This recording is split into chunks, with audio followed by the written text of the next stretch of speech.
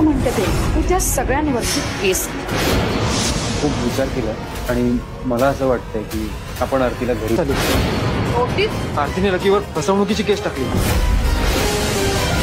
प्रेमाची गोष्ट या मालिकेच्या आजच्या भागामध्ये आपल्याला असं बघायला मिळतं आहे की सावनी आरतीला जाऊन भेटलेली आहे आणि तिने म्हटलेलं आहे की तुझ्या बाळासाठी तुलाच काहीतरी करावं लागेल. त्या पद्धतीने आरतीने सगळ्यांना कोर्टातर्फे नोटीस पाठवलेली आहे आणि लकीच्या विरोधात फसवणुकीची केस तिने दाखल केलेली आहे. हे जेव्हा सागरला आणि मुक्ताला तिच्या घरच्यांना सगळ्यांना कळतं तेव्हा त्यांना खूप मोठा धक्का बसतो. कारण की सागर आता मुक्ता, आरती आणि लकीच्या लग्नाचा विचार चालू असतो आणि आरतीने असं वागल्यामुळे आता सागरमध्ये बदल होणार का हे बघणं खूप रंजक ठरणार आहे.